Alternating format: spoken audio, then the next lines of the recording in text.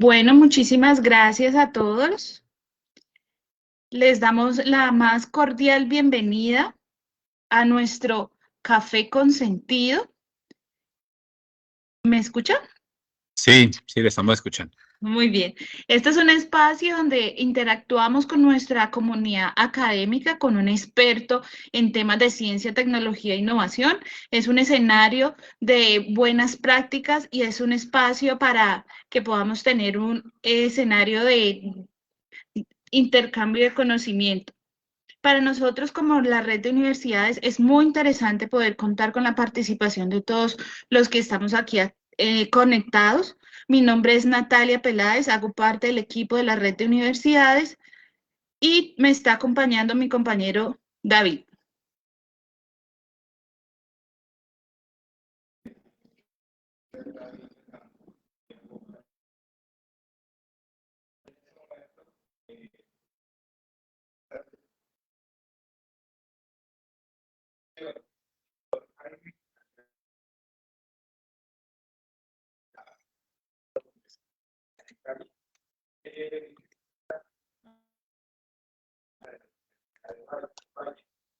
Doctor en proyectos de ingeniería e innovación de la Universidad Politécnica de Valencia.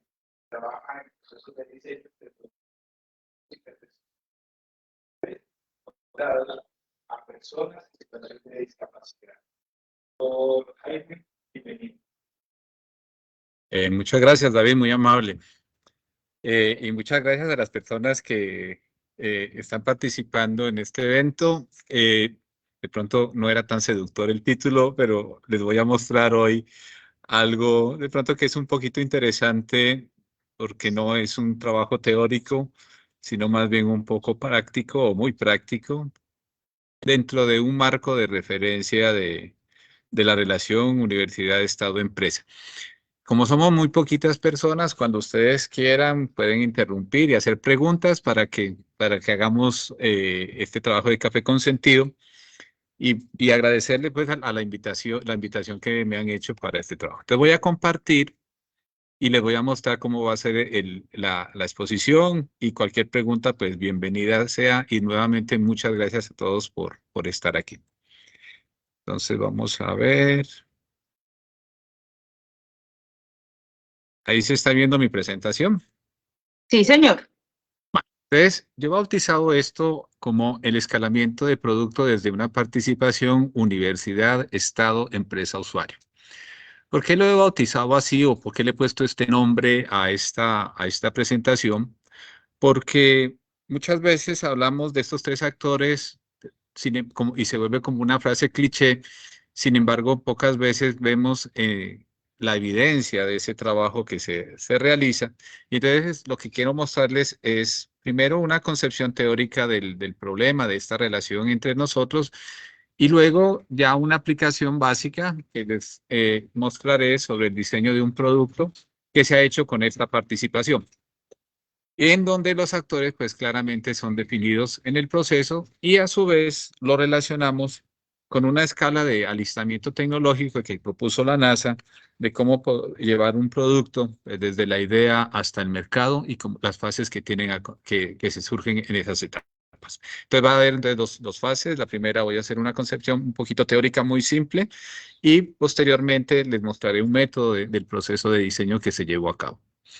Entonces, la agenda, como pueden ver allí, entonces la primera parte es teórica, la de la 1 a la 3, de la 4 hasta la 4, de la 5 y 6, entonces básicamente ya entraremos al problema y hablaremos de las conclusiones de esta presentación. Bueno, ustedes están viendo allí una representación, un gráfico sobre los actores de la cuádruple hélice. Uno dice, ¿y es que existe una triple? Pues sí, anteriormente existía algo, y bueno, y existe también, hay teorías sobre eso, sobre la triple hélice.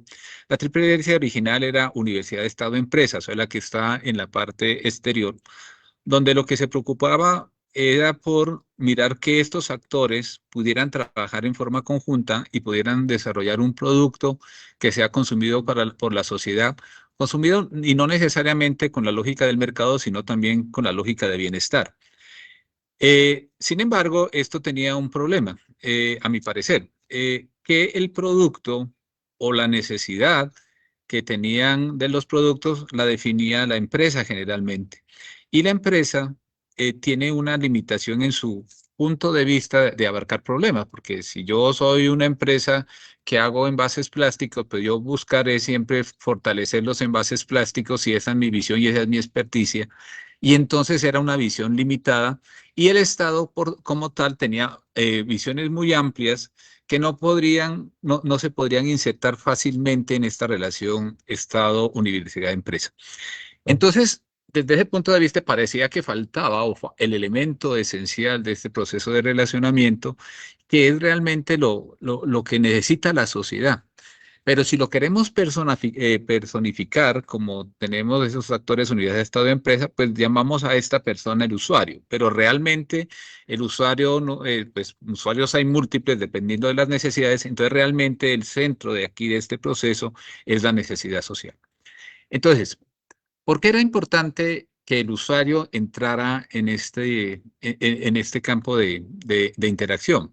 Porque lo que pasa es que en la anterior, entre solamente unidad de Estado-empresa, el diálogo se volvía muy complicado porque generalmente se hacía desde el punto de vista de objetivos y los objetivos de cada uno de estos actores es diverso. Cuando entra la necesidad y entra el usuario, nosotros podemos acoplar objetivos desde cada una de los actores y trabajar mejor en el desarrollo de un nuevo producto. Bueno, entonces comencemos desde la descripción de los actores. Entonces, la primera descripción es, bueno, ¿cuáles son los objetivos que tienen? Esta es una visión muy reduccionista, pues, del asunto. Sin embargo, creo que es suficiente para dar ilustración sobre quiénes son en la universidad, el Estado, la empresa, el usuario. Entonces, ¿quién es la universidad? ¿Cuáles son sus objetivos? Una, formar profesionales, ampliar fronteras de conocimiento, contribuir al desarrollo de las organizaciones y del Estado en forma general. Eso que, esto que he escrito aquí, pues se puede reducir a lo que hace una universidad, que es investigación, docencia y servicio. La empresa, ¿qué hace por su parte? Pues vende productos o servicios, según lo que, a lo que ella se enfoque. Puede, o su objetivo es obtener ganancia económica de su trabajo. Fruto de ese desarrollo, pues genera empleo, que eso es bueno para la economía del país y de la misma empresa. Y entonces eh, aporta en el desarrollo económico de una nación. El Estado, por su parte, tiene un gran poder dentro de la organización, pues, de la sociedad. Primero, porque propende por el bienestar de la sociedad en lo económico, en lo político, en lo social y en lo jurídico. O sea, nos permite tener leyes, nos permite tener trabajo con las comunidades, se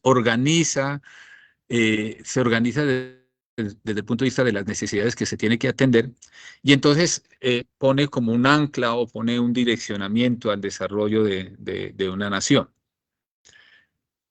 Y por último está el usuario. ¿El usuario quién es? Pues el usuario es como persona, es una persona, pero realmente cuando hablamos de usuario, hablamos de un conjunto de personas con unas necesidades particulares.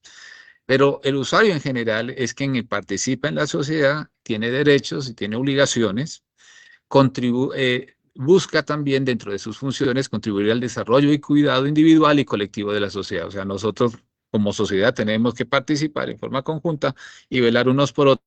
Entonces, eso es lo que hace el usuario y él es, en últimas, el que recibe, por así decirlo, todas las bondades o los servicios que pueden presentar los demás actores, la universidad de empresa, el Estado, porque pues somos sociedad, somos personas y necesitamos ese desarrollo. Bueno, así he presentado entonces primero los objetivos de cada uno de los actores de la cuádruple hélice. Ahorita me centraré en sus capacidades. También una visión muy restringida, pero importante. Primero, la universidad tiene un gran poder que es el manejo del conocimiento.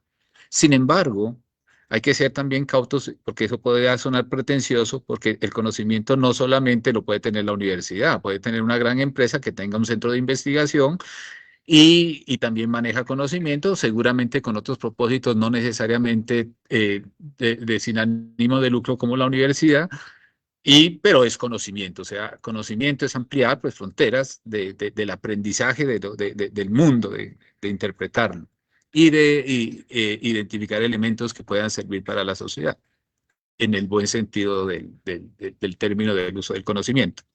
Bueno, tenemos otras capacidades como son las disciplinas.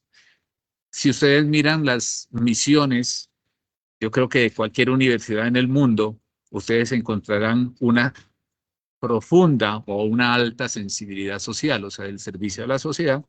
Y el conocimiento, lo he puesto aparte, pero para darle como énfasis a este aspecto, pues tiene el trabajo de la investigación. O sea, la investigación es clave en una universidad porque permite manejar conocimientos, actualizar a las personas desde el punto de vista de la formación.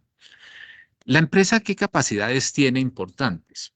Pues conoce el mercado alrededor de los productos que ya maneja, tiene infraestructura para desarrollarlos y producirlos, ya sea infraestructura física o humana, para prestar el servicio en donde son expertos y atienden a las necesidades de la sociedad, conocen los elementos de la producción, de la manufactura y todos los elementos de la logística. Es decir, una empresa para poner un producto en el mercado sabe desde dónde viene la materia prima, cómo la lleva, cómo la recoge, cómo optimiza todo ese trabajo para que eso se lleve al usuario con los menores costos. El Estado, por su parte, pues tiene la organización en diferentes áreas de actuación, ya lo habíamos mencionado, genera las leyes a través pues, de esta división del Estado en la parte jurídica o legislativa, propicia incentivos para el desarrollo de la sociedad, que eso es importante y eso servirá mucho para el trabajo que quiero hablarles con ustedes, y en general define las políticas para la nación. O sea, el Estado con el gobierno, pues, es una parte importante del trabajo de mirar la convivencia y el desarrollo de la sociedad en diferentes frentes. El usuario, por su parte, es desde el punto de vista del mercado, un consumidor de productos y de servicios.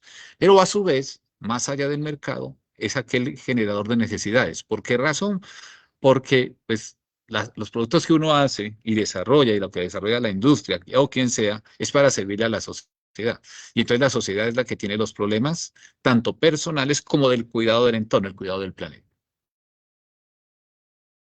Bueno, entonces, la idea es que nosotros tenemos que hacer un trabajo con estos actores, pero estos actores no necesariamente desde sus funciones, pero sí aprovechando sus capacidades. Y para eso entonces, el diagrama que ustedes ven a la izquierda, hemos puesto, hombre, el centro de trabajo para hacer un desarrollo armónico con los cuatro actores es hacerlo a través de las necesidades del usuario.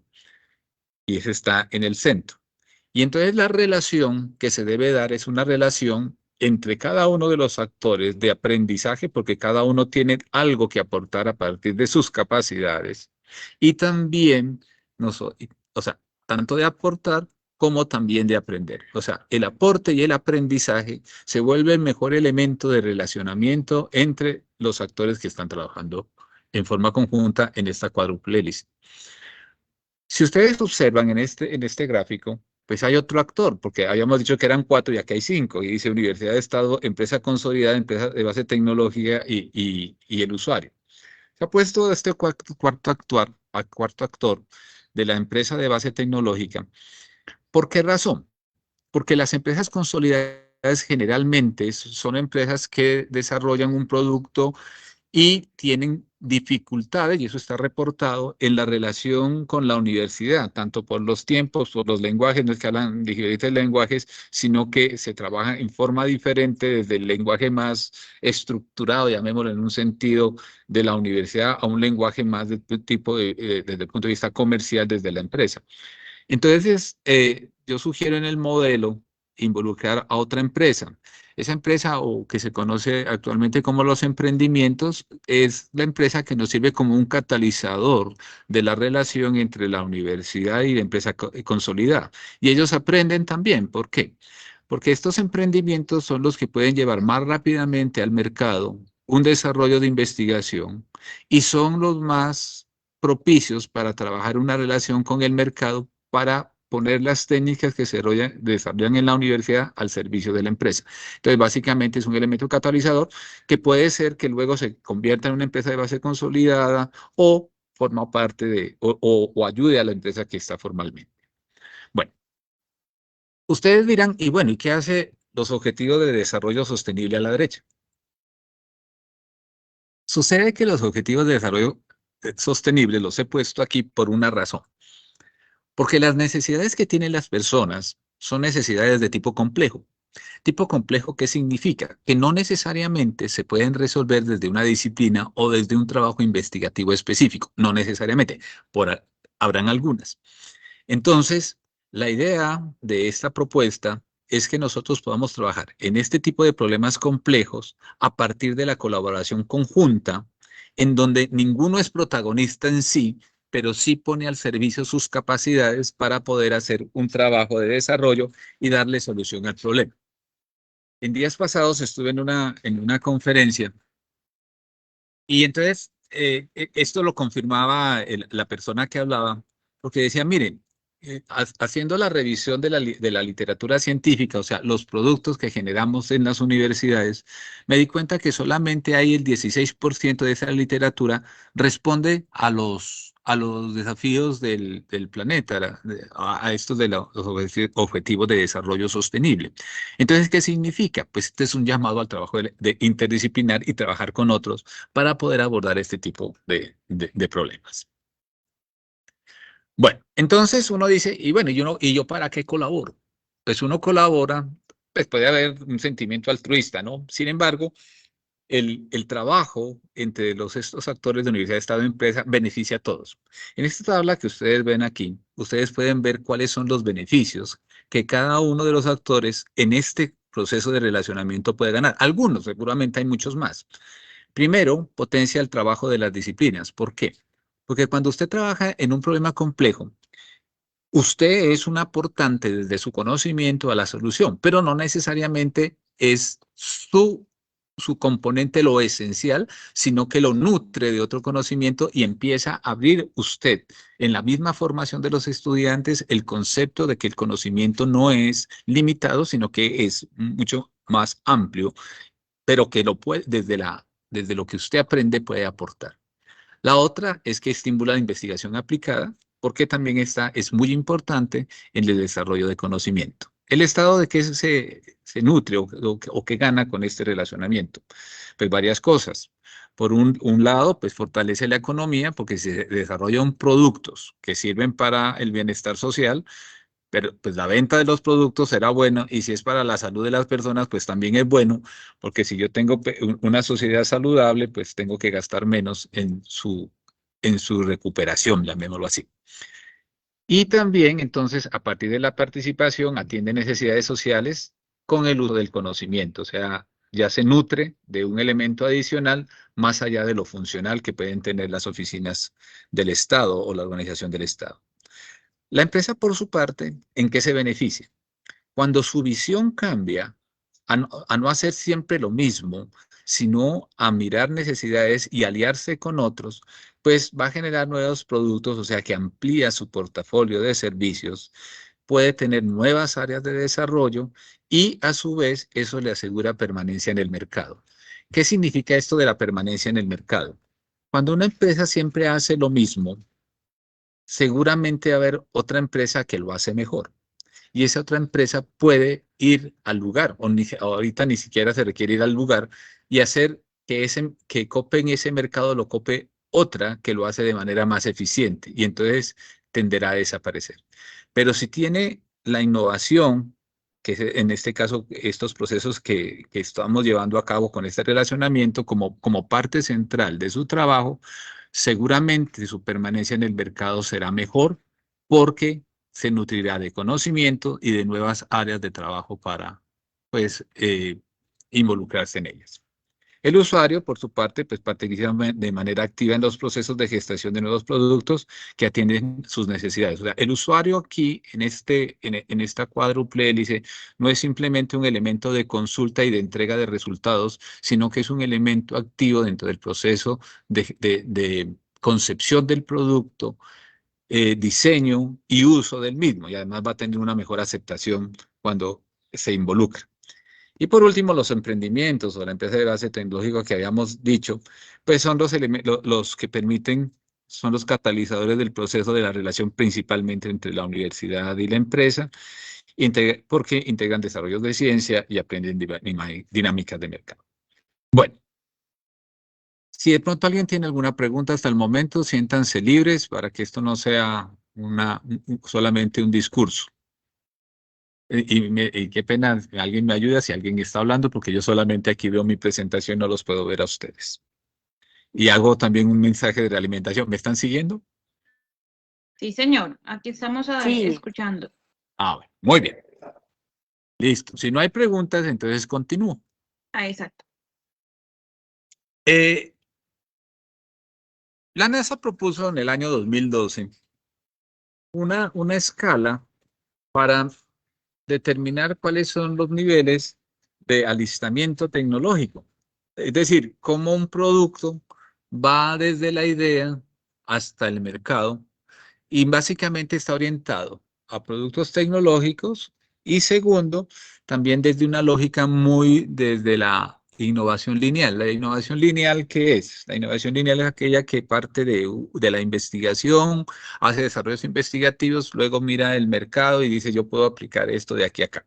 La versión que estoy presentando yo en la parte anterior no necesariamente es desde esa visión, que es válida, sino que también la necesidad es la que implica lo que yo debo desarrollar dentro del trabajo de escalamiento. Nuevamente, vuelvo a los objetivos de desarrollo sostenible. Esos son problemas complejos, no son disciplinares, y entonces eso es lo que guía el proceso y las disciplinas y la investigación se utiliza para ayudar a esa solución. Bueno, pero volvamos entonces a los niveles de alistamiento de tecnología. Ellos proponen 9 niveles de alistamiento de tecnología de TRL1 hasta el TRL9 y donde se parte desde la investigación de encontrar un elemento que sea novedoso y cómo ese elemento que sea novedoso junto con las necesidades de la sociedad se va madurando alrededor del proceso y pues se clasifica en 3 etapas que son investigación aplicada, desarrollo tecnológico en entorno simulado y un desarrollo tecnológico pero ya dedicado a la parte productiva y de mercado.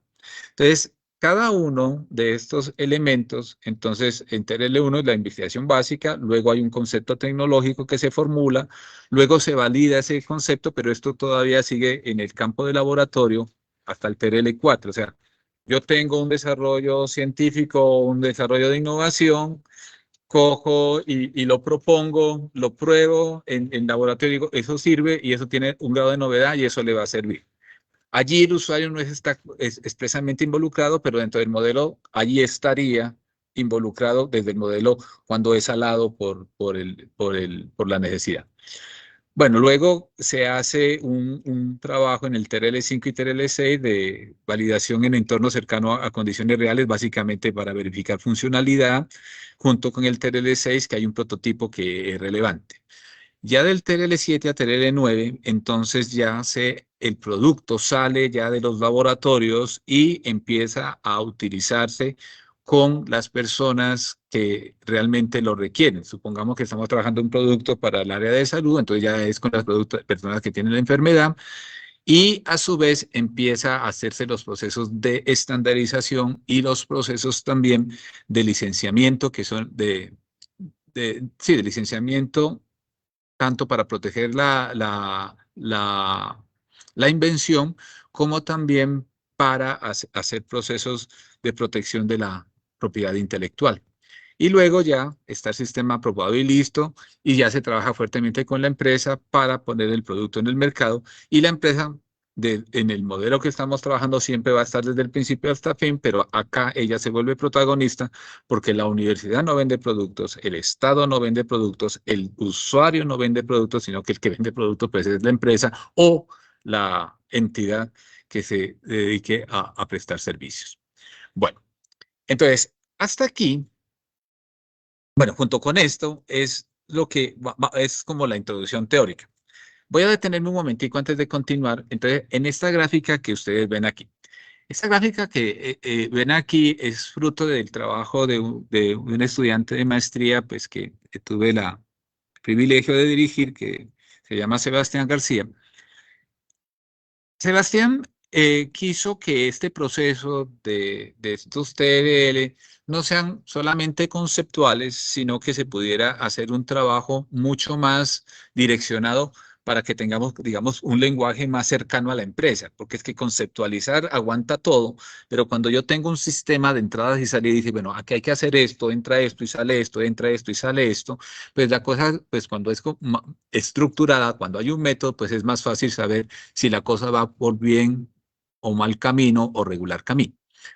Y en ese proceso de estandarización, llamémoslo así, de ese proceso de relacionamiento, entonces él propone una, una relación entre los niveles de escalamiento tecnológico o de alistamiento tecnológico y la participación de cada uno de los usuarios del proceso.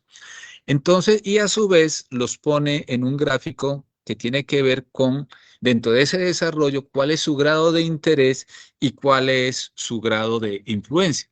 Y básicamente, lo interesante aquí es que estoy refiriéndome a la gráfica que tiene la bolita.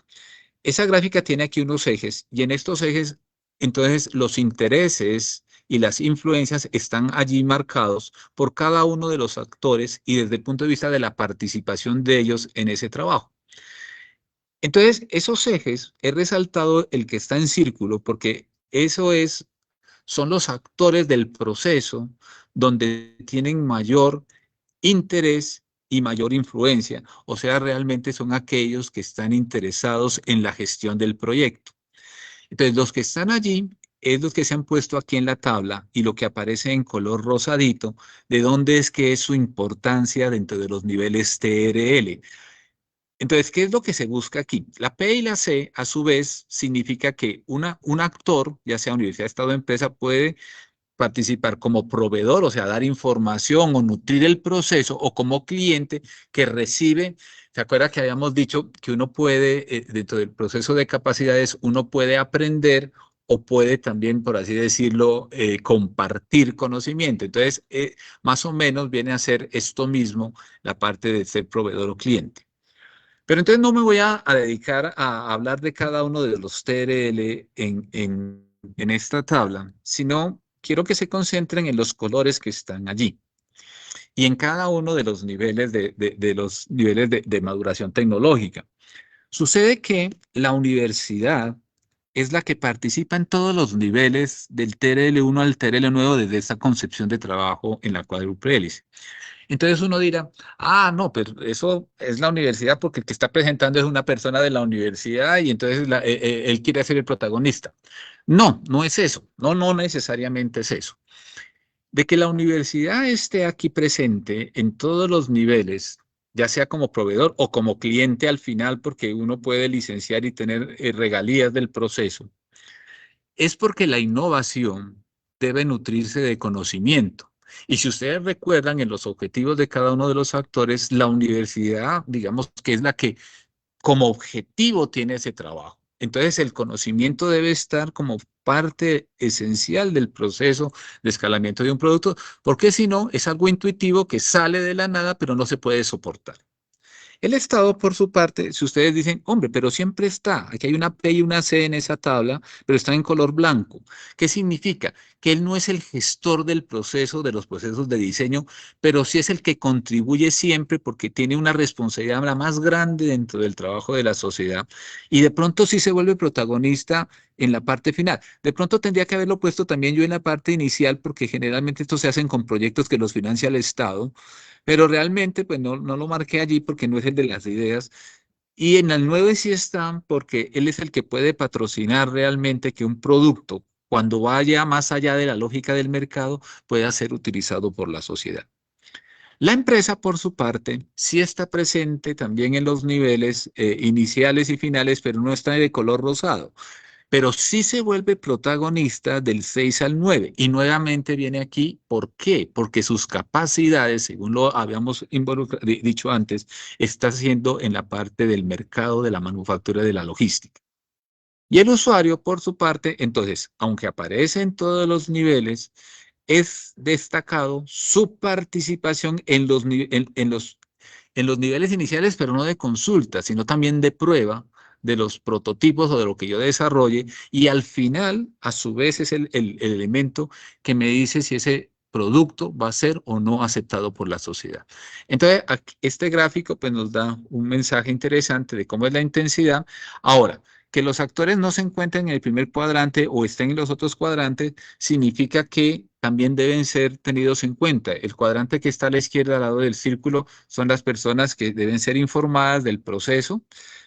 El que está en la esquina inferior, o sea, en menor influencia y bajo interés, son aquellos los que permiten monitorear el proceso y los que le dicen, hombre, no se escape porque de pronto está muy romántico en su asunto y mire que está la empresa, mire que los objetivos son estos, porque las empresas son muy dadas al objetivo que se busca y entonces sirven para monitorear el proceso.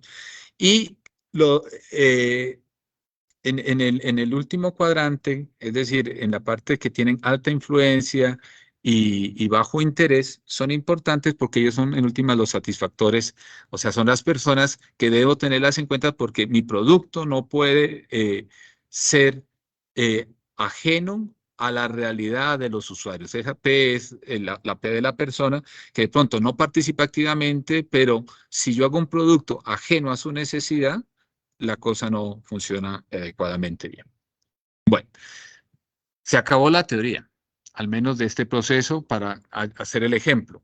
Necesito saber si alguno de ustedes tiene alguna pregunta, que tampoco sé cuántos hay, si siguen los poquiticos que iniciaron, o hay más gente, pero Tenemos esto más va a quedar grabado. personas, profe. Ah, bueno, pero ¿hay alguna Sí, pregunta tenemos por el más momento? personas. Muchas gracias. Por el momento no, todavía no nos han alzado la mano. Estamos un Bueno, muy bien. poquito Entonces, muy atentos a la explicación que nos estás brindando. vale, entonces usted siéntase libre, usted me está ayudando, Natalia, cuando hay Así algo, es. me interrumpe, ¿vale? Muchas gracias. Vale, bueno, señor, así es. Bueno, entonces sigamos. Continuemos. Ahora sí les voy a presentar, porque eso anterior fue lo teórico. Entonces, no, pues la teoría aguanta todo, ahora muéstreme usted un ejemplo práctico. Entonces, este es el método que yo sugiero para el trabajo entre estos cuatro actores, universidad, estado, empresa. Y entonces esto es interesante porque dice, bueno, ¿y cuál es esa disciplina? Pues esta disciplina será el diseño en ingeniería seguramente el que me guía, pero no es una disciplina desde el punto de vista ni es de biología ni de la psicología, nada, sino que es un método, digamos que, como diría el doctor Andrés Jaramillo, agnóstico a disciplinas. Y eso es lo interesante, porque entonces tampoco nadie toma papel preponderante porque a veces se puede volver complicada esa relación. Entonces, ustedes ven aquí 9 pasos que más adelante ustedes los verán a su vez asociados con cada uno de los niveles de maduración, del alistamiento tecnológico y se darán cuenta en cómo es que va aliado o asociado uno por otro. Pero todo, como estamos trabajando con la necesidad social, se inicia con la identificación del problema. ¿Y en dónde termina? Pues con la evaluación del producto, la puesta del producto en el mercado. Entonces, las fases son básicamente identificación del problema. Como esto ya no es de unidisciplinar, pues la conformación del equipo interdisciplinar. Interdisciplinar significa que mi disciplina puede aportar al problema, pero no es la disciplina la que guía el proceso de diseño, sino que contribuye y dialoga con otros. Eso puede parecer originalmente de pronto difícil, porque a veces cuando si yo nomás veo cosas de laboratorio, querré hacer las cosas de laboratorio. No, esto permite casualmente, como estamos hablando de procesos de innovación, de abrirse a otros campos y de valorar casualmente el trabajo que cada una de las profesiones realiza. Luego, junto con el usuario, determinamos sus necesidades. Luego, que es algo muy importante, definimos cuál es la función principal, qué es lo que queremos. La función principal puede sonar como una cosa muy fácil, es decir, ¿cuál es la función principal de este envase que tengo aquí en la mano? Pues la función principal de este envase es contener un líquido, ¿cierto? ¿Cuál es la función principal de este dispositivo que si lo están viendo en la cámara, que esto se llama un lapicero? Pues la función principal no es escribir, la función principal es dispensar una sustancia a una superficie que sirve para escribir, o para representar una idea. Las funciones principales en los productos son claves porque esas las que me ponen el polo a tierra. Voy a buscar esto. Y casualmente, si yo me comprometo con ello, cuando termino el producto y veo que satisface, la cosa va muy bien. Bueno, entonces va la función principal, el análisis del problema. Y el análisis del problema es una cosa muy interesante, porque en ocasiones nosotros creemos que estamos resolviendo un problema y estamos resolviendo un síntoma. El problema es la causa que realmente hace que una cosa no funcione bien. Me explico, y los médicos lo hacen como muy bien. Si yo tengo un dolor de rodilla, entonces, pues eso es lo que se manifiesta externamente. ¿Pero ese es el problema? Pues seguramente no. Si yo no hago un análisis completo, me dice ponga un parche allí para que le dé calor y se cure. De pronto, si es una lesión mínima, podría ser que sea así. Pero si yo tengo un ligamento cruzado, pues ese no es el problema. El problema es un problema ya interno y que tengo que trabajarlo en la parte que está allá abajo. Y entonces ya no, la solución ya no es poner parches, sino la solución es meterme en la fisiología de la persona y trabajar eso. Y la función principal será pues sanar el ligamento cruzado. Entonces, a eso es lo que voy cuando hace uno un análisis del problema, que es esta parte que está acá, y para eso utilizamos una técnica de las 9 ventanas. Luego determinamos los requerimientos del producto, que los requerimientos del producto es qué es lo que yo voy a hacer. Entonces, voy a hacer esto, y lo debo controlar. Eso ya es la parte como analítica del proceso. Tengo que determinar las restricciones del diseño. Muchas restricciones las pone el medio donde voy a utilizar, es decir, yo no puedo utilizar un sistema, digamos, sonoro donde se exige silencio. Entonces, esa es una restricción. Cuando yo hago esto, debo tener en consideración esta restricción. Y luego, bueno, ya viene la proposición de ideas y a su vez la parte del diseño en forma organizada. Yo para este proceso, yo no, el equipo de trabajo, que quiero agradecer mucho a todo el equipo de personas que trabajan conmigo, es que lo hacemos no de manera intuitiva, sino que utilizamos unas técnicas y unos métodos.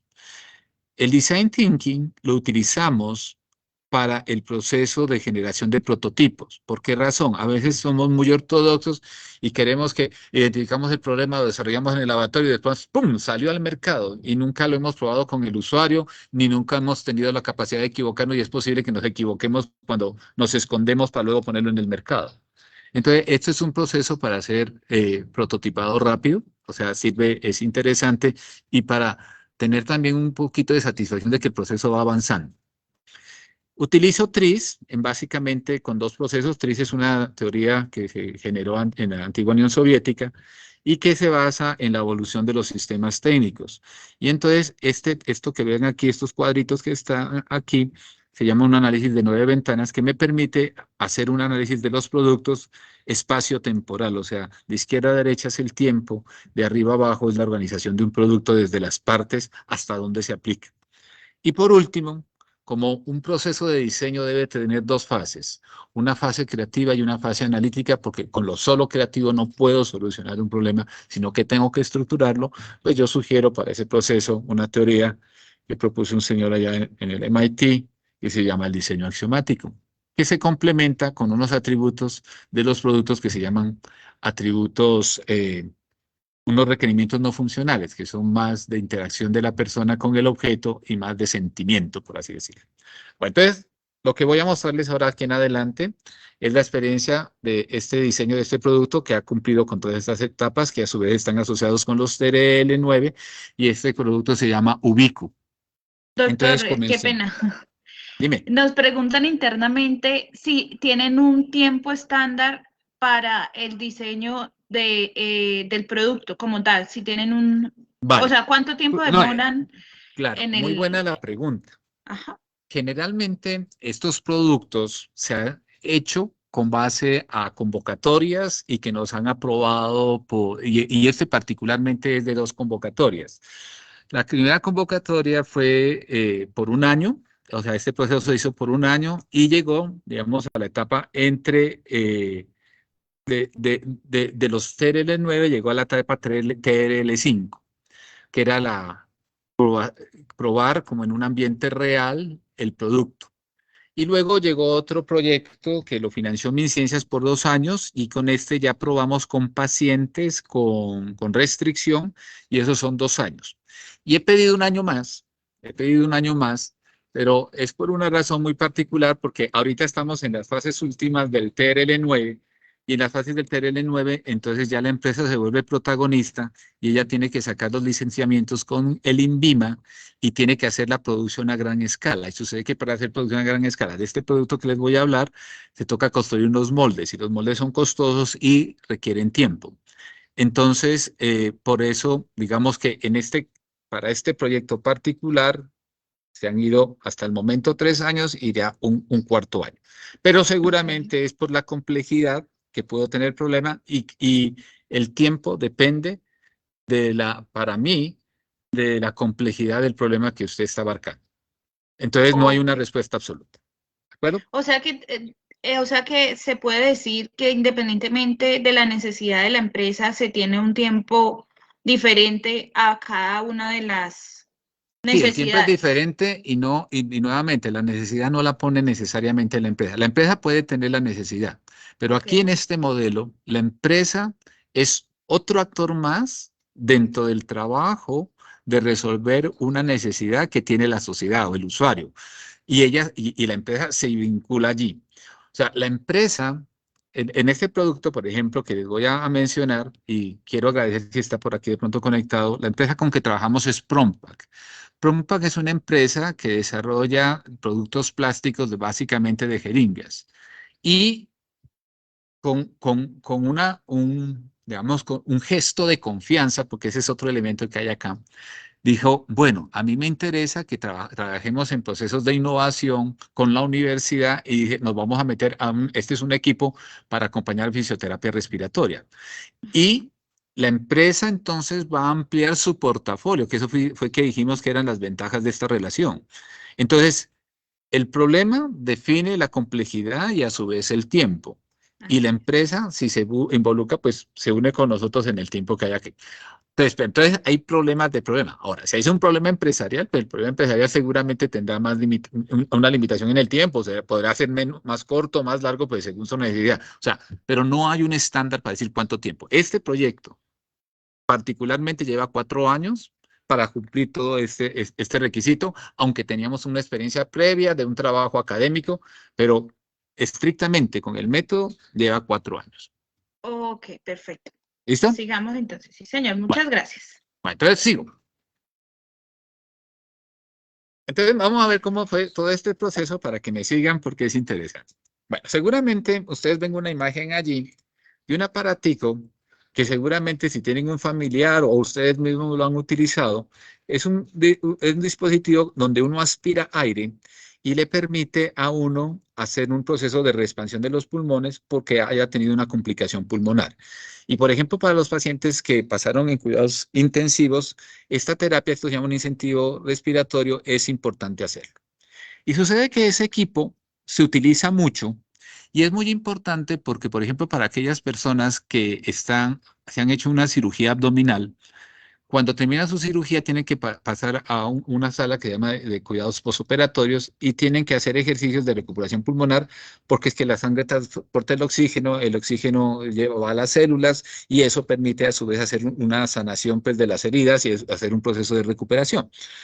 Bueno, entonces el hecho es que este equipo, que es de alto uso, generalmente sí tiene una información cuantitativa y el usuario más o menos, si lo aprendió bien a usarlo, lo utiliza y lo que tiene que llenar es un flujo de aire que debe ir a sus pulmones para producir una expansión pulmonar.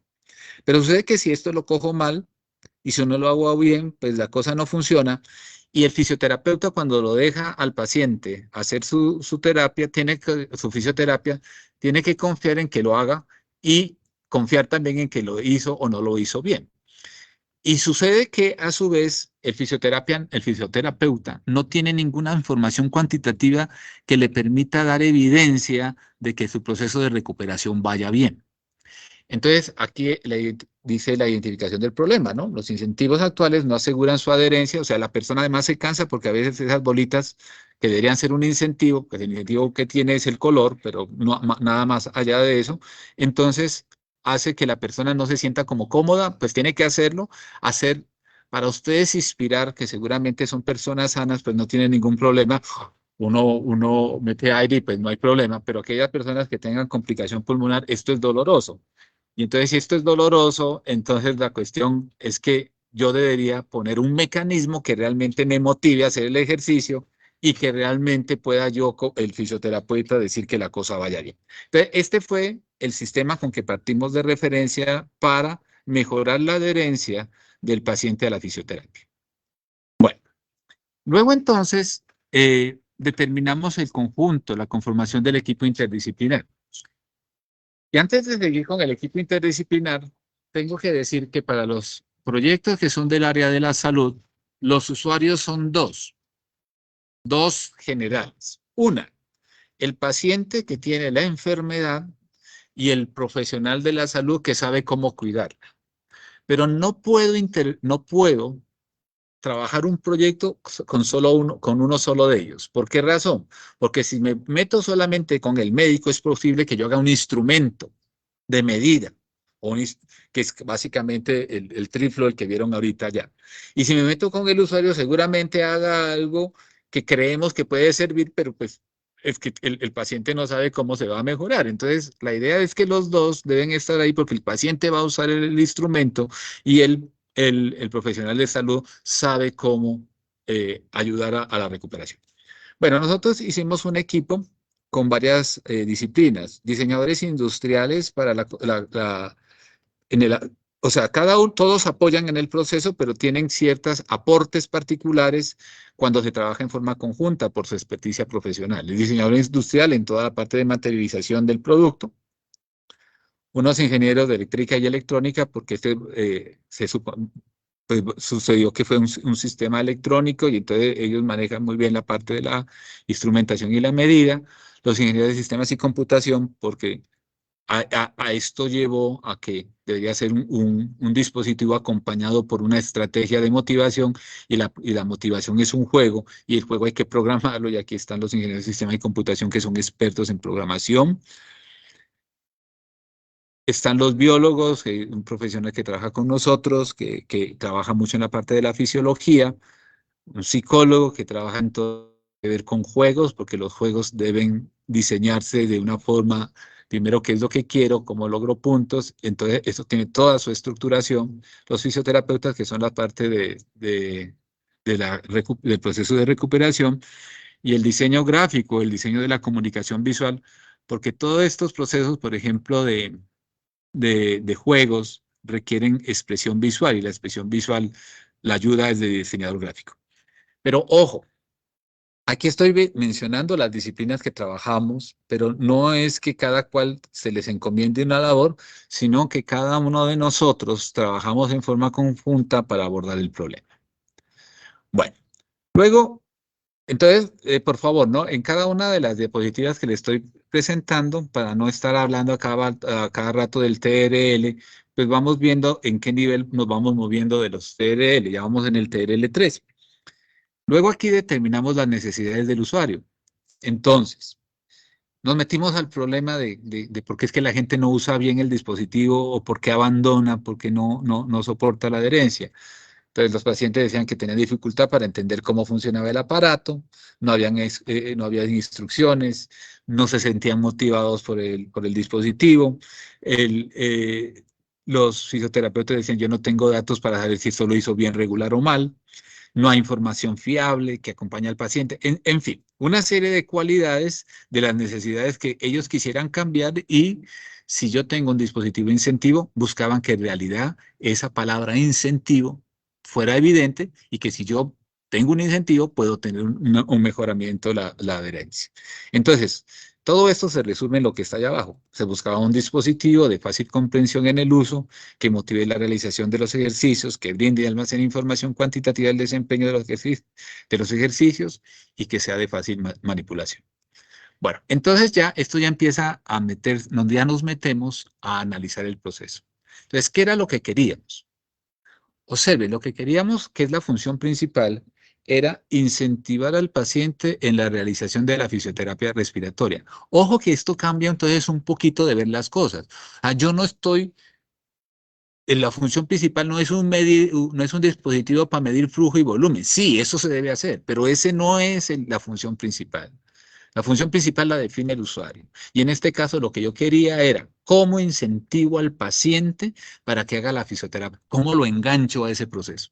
Bueno, entonces, esto se hace a través de un análisis que se llama análisis de 9 ventanas, que es el gráfico que ustedes ven aquí. Entonces, uno parte, esa ventana que dice número 1 es el producto que está actualmente y analizamos el contexto donde se mueve este producto. Estos volúmenes significa que esto está en el área de la respiración, del medio ambiente, de buscar un aire puro para la sociedad y que a su vez en la ventana 3 es que estos productos son apoyados por fisioterapeutas, por centros de salud que velan por el cuidado de las personas, porque la salud respiratoria depende de la salud también de los diversos organismos.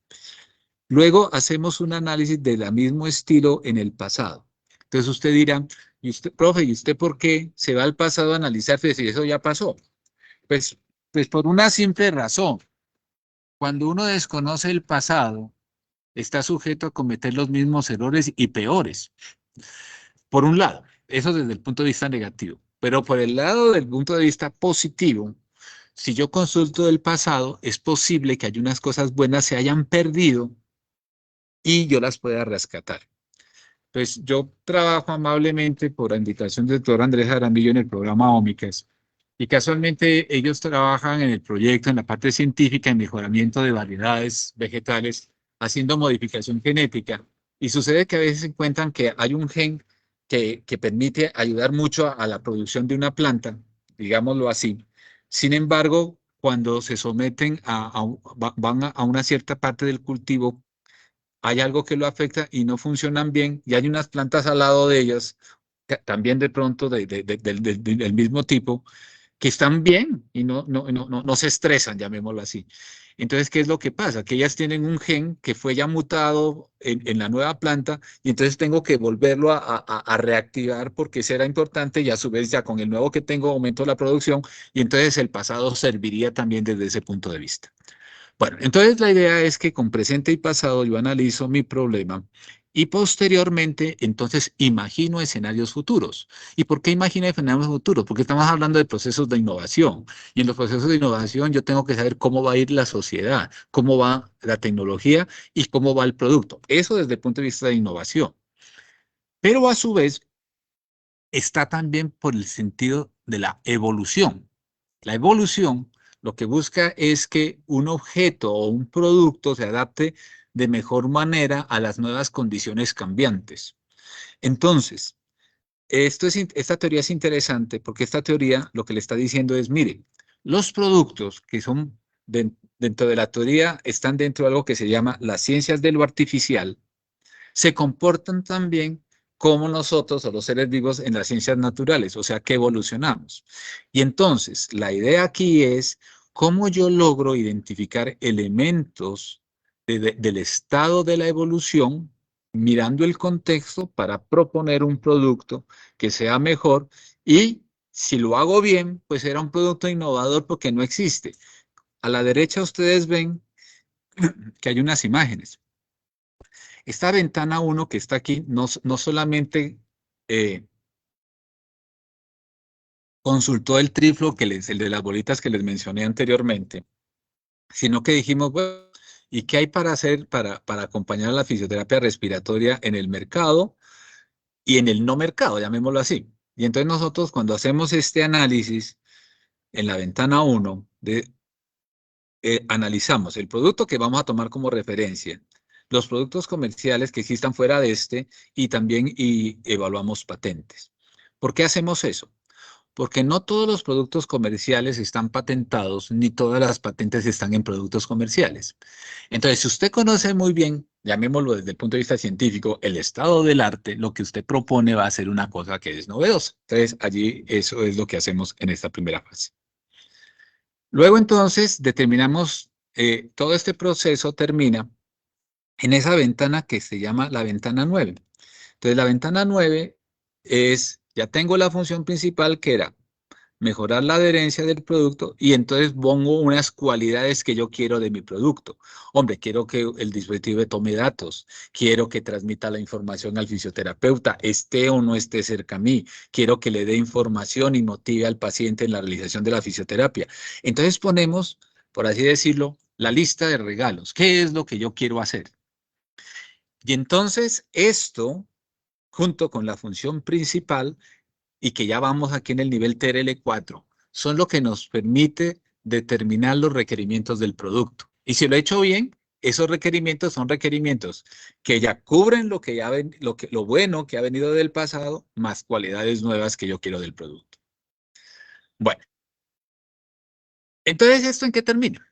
Pues, esto que les he mencionado de las 9 ventanas, eso se llama un análisis sistémico del problema. El nombre de análisis es porque hacemos procesos de análisis. Sistémico significa porque no nos vamos a una cosa simple, a un instrumento de medida, sino que miramos el problema de una visión más holística y entonces, y desde un punto de vista temporal, desde el pasado hasta el futuro.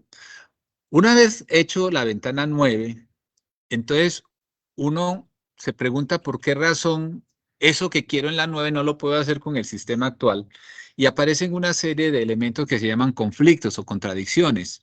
Y entonces desde esos conflictos o contradicciones, con el atributo y el conflicto, nosotros determinamos los requerimientos del producto y las primeras ideas utilizando otra técnica de TRIZ que se llama la matriz de contradicciones. Y bueno, y entonces aquí ya comienza el proceso de estructura del proceso de diseño. Entonces, eso que llama FR1, FR2, FR3 es lo que yo voy a hacer, los requerimientos del producto. Y son muy simples, mire, medir. Ah, sí, si yo quiero hacer un incentivo, pues tengo que saber medir. El medir es una parte, pero no es el centro. Tengo que transmitir datos, pues claro, porque quiero mandar datos por fuera, pues tengo que llevarlos de algún lado. Y si voy a incentivar al paciente, yo tengo que motivar al paciente en la realización de los ejercicios.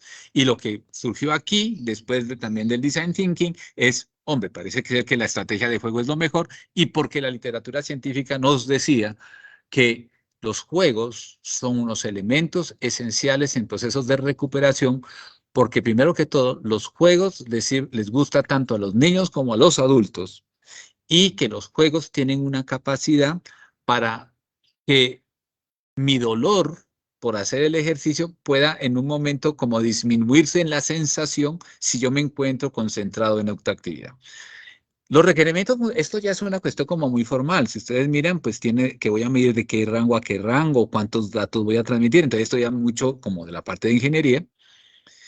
Luego establecemos restricciones, también desde el diálogo de esos atributos que tenía el paciente, pues debe ser un sistema ligero, pues si va a utilizar energía, pues que yo lo puedo utilizar al menos en las horas que estoy activo, 12 horas de autonomía, y que sea mínimamente invasivo, porque ninguna persona nos gusta que nos aparateen.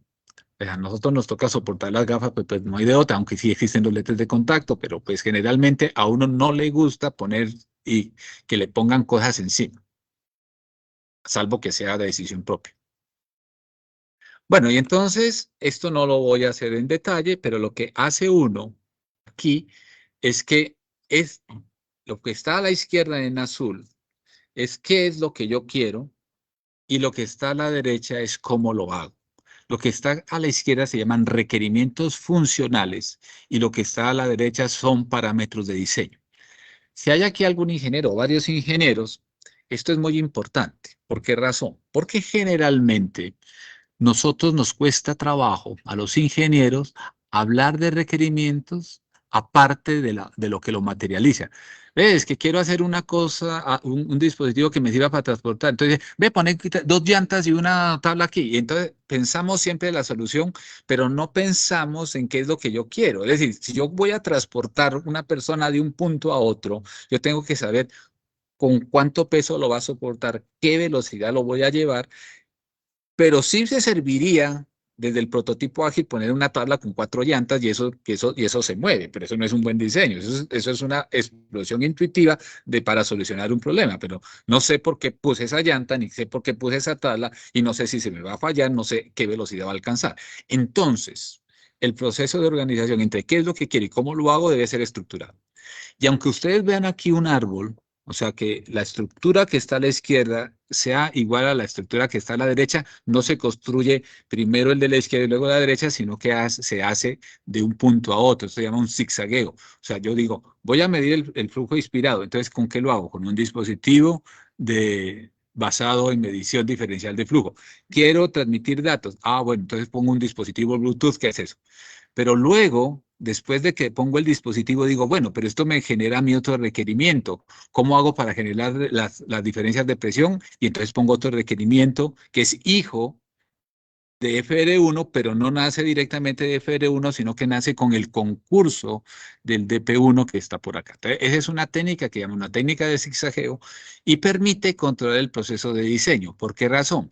Porque yo sé cuando diseño un producto, qué hace cada uno de los elementos que están dentro de él. O sea, eso no es una integración aleatoria de productos encajados en una caja, como dirían algunos ingenieros, metidos en una carcasa. No, la misma carcasa es un elemento de consideración en el proceso de diseño.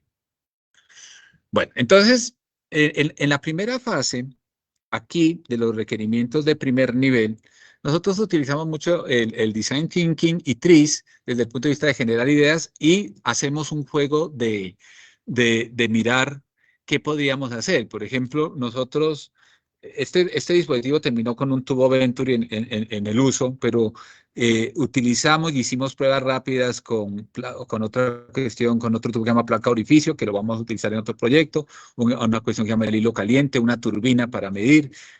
Para la segunda parte de transmitir de datos dijimos, bueno, tenemos aparte el Bluetooth o lo ponemos con un microcontrolador, entonces, o hacemos transmisión Wi-Fi, todo eso lo analizamos y hacíamos pruebas de laboratorio de cómo funcionábamos y trabajábamos tecnología y tal. Pero no para decir, ah, bueno, metamos y juntemos esto. No, era simplemente para saber si eso cumplía con lo que nosotros queremos. El diseño axiomático dice, cuando usted selecciona una cosa, tiene que cumplir exactamente con lo que usted pide. Entonces, eso se hace allí y eso lo hicimos. Y utilizamos la ingeniería dura, pura y dura, llamémoslo así. Es decir, si yo quiero hacer una simulación, pues la hacíamos. Si queríamos ver la transmisión, la simulábamos, utilizábamos Simulink, hacíamos simulación en elementos finitos. Todo esto lo hacíamos para mirar la funcionalidad, pero este no era el producto, eran elementos de aproximación a la solución del proceso. Pero, pero de mucha utilidad porque le dan un trabajo interesante. Ya vamos en TRL4. Entonces, luego también con el diseñador industrial decíamos, bueno, ¿y cómo hacemos para que el producto dialogue con el usuario? Entonces, ¿recuerdan que dijimos, bueno, ¿y por qué no le ponemos una, una diadema para que coja? No, pues eso está parateado. ¿A quién le va a gustar que le pongan eso? Pero bueno, ahí estamos trabajando.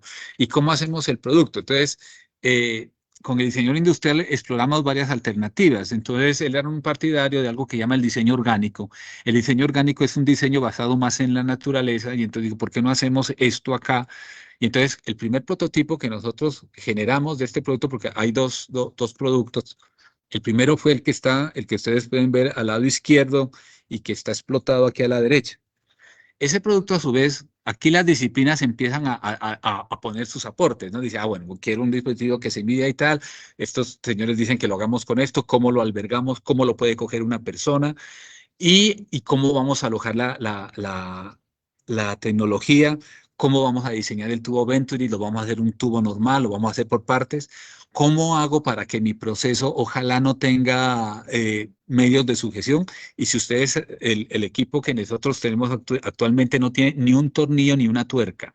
Es un sistema que se ensambla automáticamente, pero eso es por el aporte del diseñador industrial dentro del cumplimiento de los requerimientos del alojamiento del producto y del desarrollo de cada uno de los elementos que forman parte de él.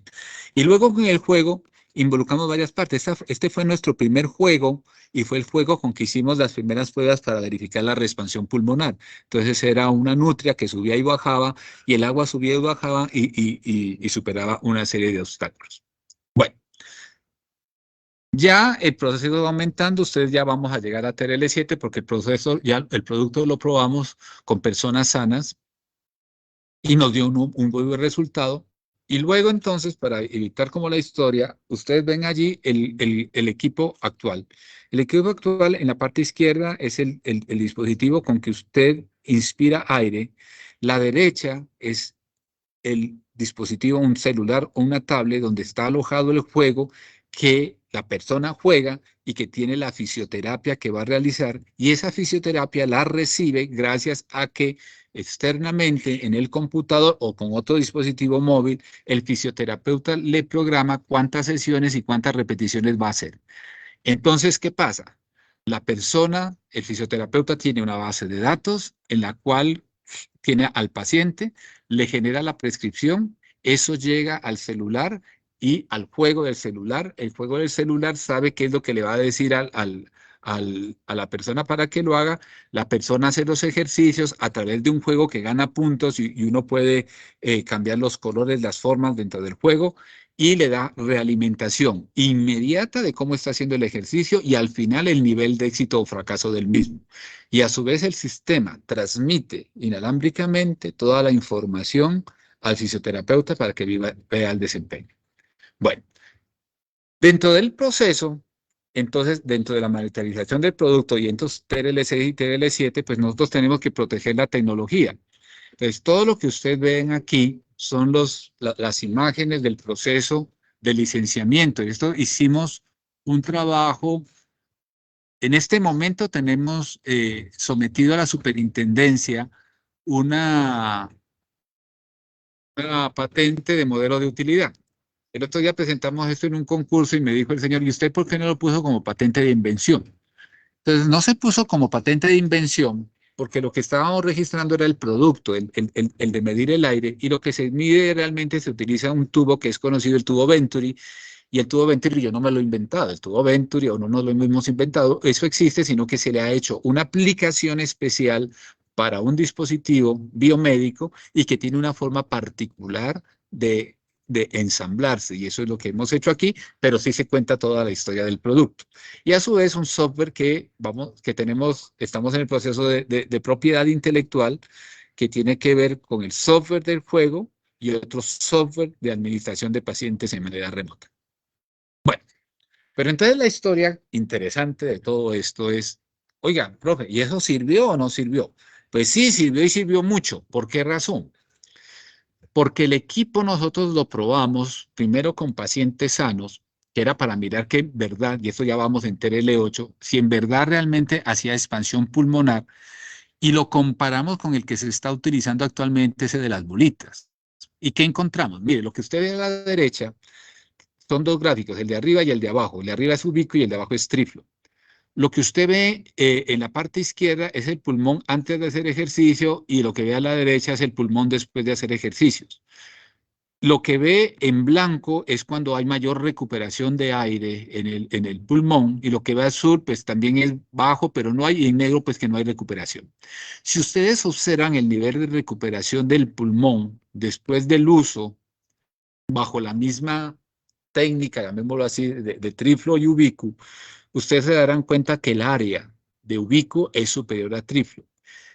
Cuando hicimos el análisis estadístico del proceso, nos encontramos que el volumen intrapulmonar por utilizar ubicuo era del doble del valor inicial con que había iniciado.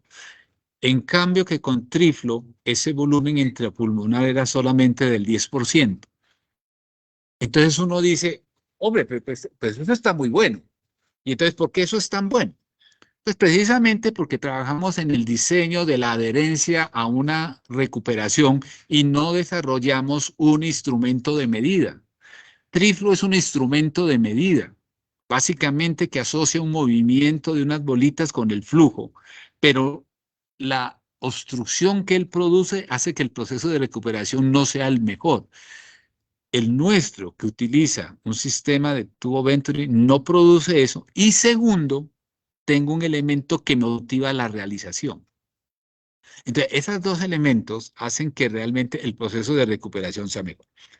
Entonces, con esto estamos en TRL8 y luego entonces, como tenemos que escalarlo a pacientes, ya terminamos el estudio con pacientes post-COVID-19, o sea, que tuvieron COVID-19, tuvieron una afectación pulmonar, y estos son los resultados que hemos tenido con un muy buen nivel de recuperación. Los datos se están procesando en este momento, pero los mensajes que hemos en este momento cualitativos con los pacientes es que primero, disfrutan el uso de la tecnología y segundo, que se sienten mejor al utilizar esto y no es un efecto placebo porque ya habíamos dicho que la expansión pulmonar se lograba mejor con este tipo de producto.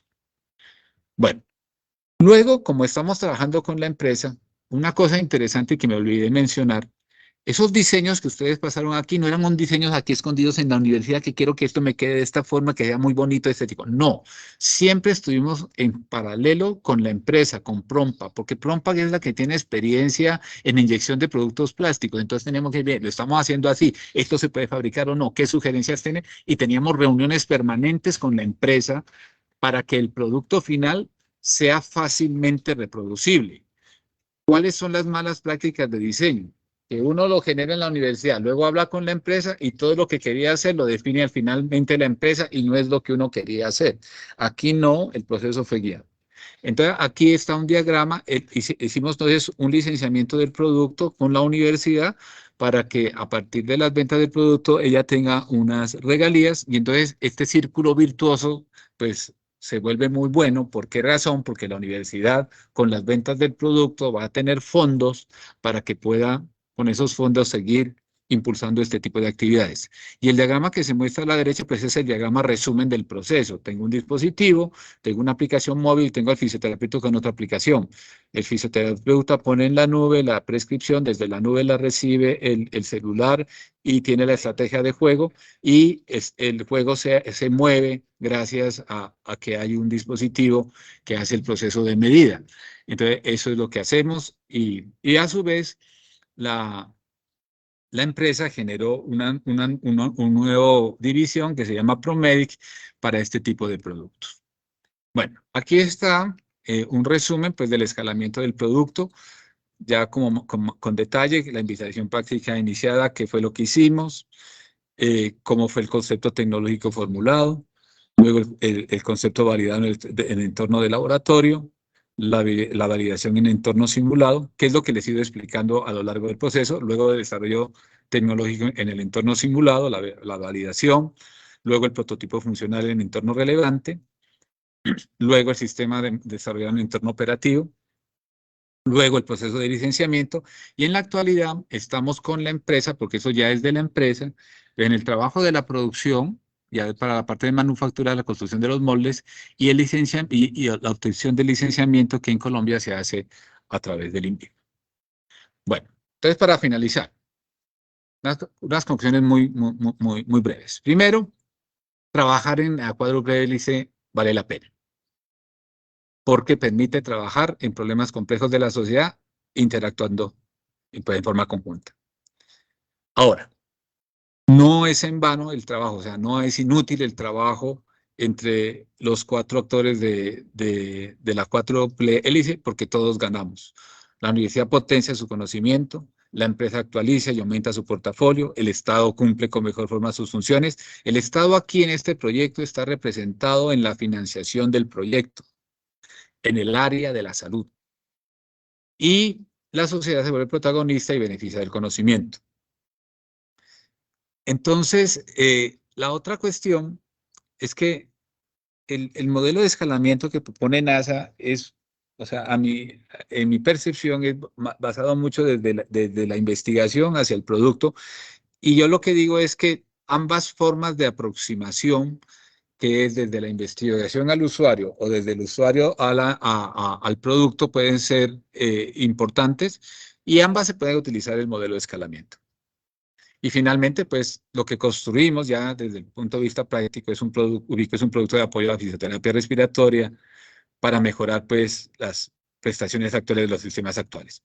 Olvidé mencionar también acá, en la parte de final del producto y licenciamiento del producto, y que aquí está, y perdón para la empresa, Prompag a su vez ha presentado este producto en ferias comerciales del sector médico de los productos biomédicos. Ha estado en Colombia, ha estado en México y la aceptación del producto es buena. Entonces, ese mensaje es importante porque a veces dice, seguramente eso es bueno para el mercado. No, seguramente hay que evaluarlo. Y si la gente dice, no, eso no sirve porque eso no, eso es un gadget solamente, entonces la cosa se iría. No, la gente ha visto con buenos ojos el mercado colombiano, el mercado mexicano y por eso hay que seguir.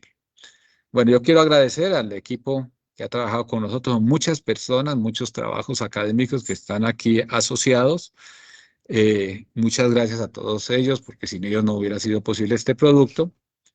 Aquí solamente he puesto dos referencias, aparte de la conceptualización de la cuádruple hélice, la pueden encontrar en mi tesis doctoral, y la parte de la intensidad de los actores en una tesis de la maestría que se sustentará próximamente acá en la Javeriana Cali, del ingeniero Sebastián García. Agradecerle a pues, la universidad y al Ministerio de Ciencias por los dos proyectos que nos han aprobado, que son parte de estos desarrollos. Y bueno, y eso sería lo que quería presentarles, y ahorita sí quiero saber si hay alguna pregunta, y pues nuevamente qué pena tan largo esto, pero gracias por su atención. No, muchísimas gracias al doctor Jaime por esta intervención tan interesante. Esa ha sido toda la experiencia que han tenido en sus proyectos. Muy interesante para todo nuestro público y nuestra comunidad académica. Darle las felicitaciones y invitar a alguien más si desean dar una pregunta final o algún comentario adicional. Por nuestra parte, muchísimas gracias al doctor por toda su intervención y el espacio que nos dio para el café consentido de la RUPIP. Si nadie entonces tiene alguna pregunta adicional, los quiero invitar para que enciendan sus cámaras a los que deseen para tomar una foto final para el cierre de nuestro espacio.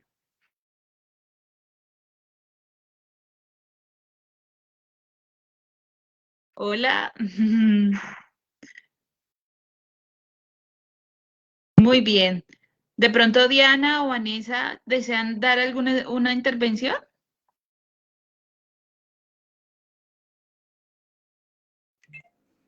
Buenas tardes. Muchas gracias a Jaime por esta interesante propuesta, tanto académica como teórica, de el escalamiento de un producto. En mi caso, yo trabajo en la universidad en la Javeriana, pero Bogotá, y trabajo en temas de construcción de paz. Y mientras él hacía toda esta presentación, a mí se me ocurrían formas de trabajar en este tipo de grupos interdisciplinares, en estos, digamos, campos de la construcción de paz, porque el lugar donde yo trabajo, que es el Proyecto Javeriano de Paz y Reconciliación, trabaja con 11 facultades de la universidad y, digamos, tenemos el gran reto de también resolver problemas complejos, de la sociedad con un grupo interdisciplinar. Entonces, pensaba mucho en eso, pues era una de mis preguntas, pero no sé si Jaime tenga como alguna referencia que haya trabajado este tipo de trabajo interdisciplinar en contextos pues en estos contextos que no son tan de ingeniería, sino más de lo social. Pues no lo pregunté porque pues Ya vale, no, no pero sé. gracias, Diana. Diana, gracias por la pregunta. Mire, si hay una cuestión interesante. Este producto que se muestra tan organizado es porque yo llego trabajando en la universidad casi 30 años. Y uno dice, bueno, pues parece como muy organizadito, y siempre ha funcionado así. No, antes yo hacía productos y trabajaba con la gente, y casi desde la intuición o desde el conocimiento solamente de la ingeniería. a mí porque es que trabajar con las personas es importante y lo que pasa es que no necesariamente tiene que ser soluciones muy complejas. Las soluciones son simples, son robustas, siempre y cuando se hayan analizado con profundidad. Una vez hicimos un proyecto muy interesante para una industria de café y la señora me dijo al final que bueno, esto ojalá hubiera trabajado con nosotros. O sea, fue el golpe más grave que me habían dado porque esa era la visión tradicional que teníamos nosotros. Trabajábamos con un problema, nos lo llevábamos a la universidad y después decíamos que ya le habíamos solucionado el problema y ese es el gran error. Porque o sea, nosotros habíamos interpretado un problema y habíamos solucionado nuestra interpretación. El trabajo con los usuarios y con la comunidad es lo que yo creería, Diana, es que hay que identificar necesidades, no abarcar todo, decir, bueno, cuál es lo prioritario, qué es lo que ha llamado la función principal y desde allí construir soluciones. Ahora, habrán problemas seguramente que sean de mayor complejidad, otros de menor complejidad. Los de mayor complejidad, entonces hacemos un grupo con estas personas. Yo lo que digo es, siempre cuenten con diseñadores y con ingenieros cuando son problemas que tengan que ver con desarrollo de algo. Con lo social, pues cuenten, pues ya desde las ciencias sociales, pues saben mucho que hay que trabajar con la gente, pues no hay que decirles nada al respecto, pero déjense trabajar con otros, o sea, es decir, a veces las mismas disciplinas son las que crean barreras. Dice, ¿yo qué hago aquí si yo no entiendo eso? Entonces hay que decirle, no, mire, usted como yo somos ciudadanos y como ciudadanos podemos dar respuesta a los problemas, siéntase libre en opinar. A veces son nosotros mismos nos excluimos. Entonces, no es que no conozco teorías así como muy metódicas alrededor de eso, pero lo que yo digo es que hay que invitar y así hay muchas reuniones. A los muchachos que trabajaron con nosotros siempre los invitábamos, siempre estuvieron presentes y al final dije, bueno, ¿y ustedes qué aprendieron? ¿No? Aprendimos otro mundo de las cosas, yo ya sé que es una fisioterapia, qué es esto, y creo que he contribuido a la solución del problema. Creo, esa es como mi sugerencia, pero no como un método. Los métodos seguramente habrán especiales para las ciencias sociales. Bueno, muchísimas gracias entonces al doctor. Y ahora sí, nuevamente los invitamos a encender sus camaritas para la foto a redes. Diana, Ese arriesgó. Vanessa, Ay, todos, vamos, eso. Bueno, sonriamos entonces. Un minuto. 1, 2 y 3. Bueno, muchísimas gracias a la Muchas Refit gracias a todos. y que estén muy bien. Chao. Gracias, hasta luego. Chao.